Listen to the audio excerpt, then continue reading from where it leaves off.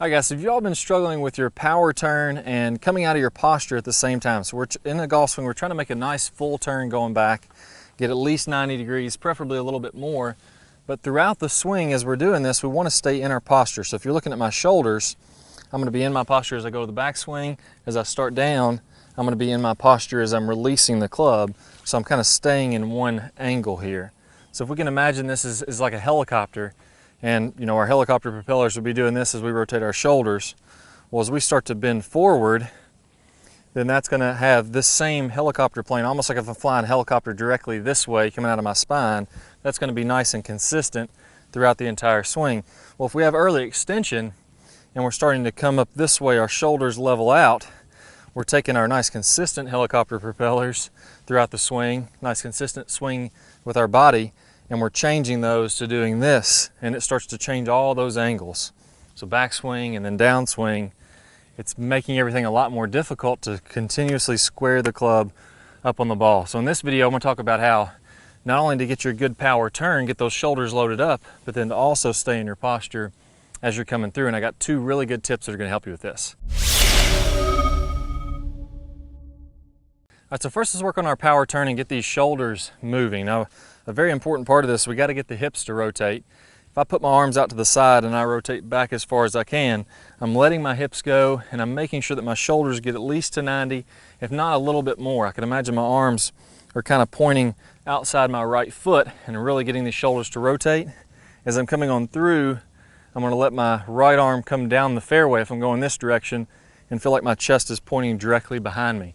So do about 15 or 20 of these just to feel the rotation of your body as you're going back, as you're coming through.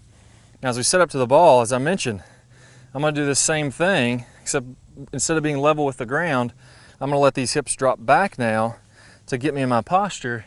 And now those helicopter propellers, as we go back, are going to be at an angle. And then as we come through, I'm going to let everything rotate on around, and I'm going to stay in that angle all the way until my chest is facing toward the target and my arms are facing toward the target this way, perpendicular to target.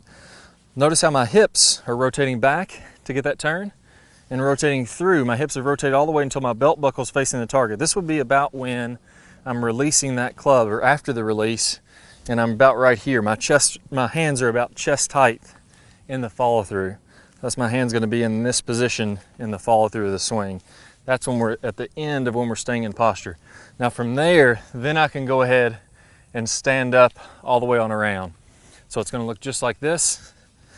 Go ahead and do about 15 or 20 of these now as you're standing in your living room. Big turn going back, stayed in my posture. Big turn coming through, this would be my release. And then as I come all the way on around, I can go ahead and level up and get my right arm kind of going down the fairway. That's going to help me to go all the way back and through. But everywhere through the hitting zone, I'm staying in that posture so I can be nice and consistent. Now let's go ahead and add a club to it. I'm going to do the same thing, but let's just put the club across our shoulders instead of having our arms out. Now my club is pointing down about a couple feet outside the golf ball is fine. I'm getting it turned out to where it's behind the golf ball. And then as I come through, I'm going to have my shoulders still in posture where I feel like this is coming down just barely outside the golf ball there.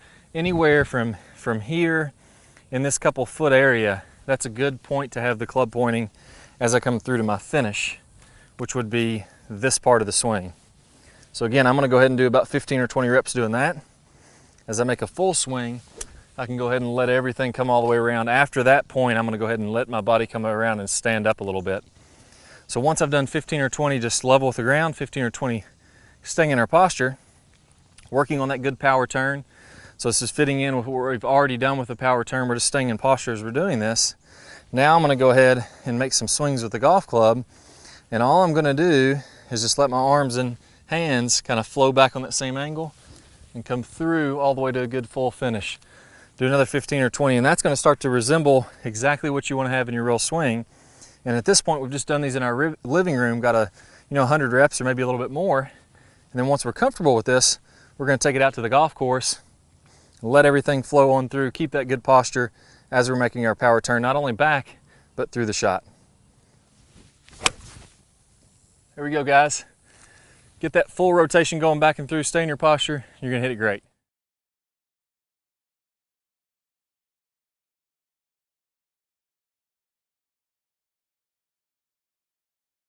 All right guys, I hope y'all really enjoyed this video. If you did, I got an even better bonus for you. If we want to get distance in the golf swing, we've got to get a lot of lag, and then we've got to let that lag go. Well, I've got my #1 lag video. I'm going to play a preview of that here in a second.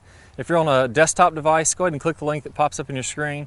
If you're on a phone or a tablet, click the iCard that's somewhere on your screen right now. That's going to take you to where you can get instant access to that full video. Plus, you're going to get 5 videos from our Top Speed Golf system. Never going to cost you a dime. If you have any questions, put them in the comments below. Click that thumbs up button, that really helps us out. And also remember to subscribe, that way you'll see our newest videos. See you guys in the lag video. Hi guys, and welcome back. I'm Clay Ballard, and in today's video we're going to talk about one of the absolute worst drills for creating lag. It's a very common drill that I see. And in this drill, what we're going to do is we're going to set the wrist very early to create an angle of lag, and then we're going to try to hold this throughout the swing. It's one of the worst things that you can do to build lag. I'm going to talk about the science behind why this is the case, and I'm also going to give you a great drill to help you improve your lag, all in this video. Let's go ahead and get started. If I do it this way versus holding that position, exact same thing happens when we're building the lag in the golf swing. So what we want to do is throughout the swing, I want to have a very low and wide takeaway. So I'm not going to set my wrist early at all. If you look at a lot of the top players, you look at Adam Scott, very wide takeaway, not very much wrist set at all. You look at Rory McIlroy, look at Tiger Woods.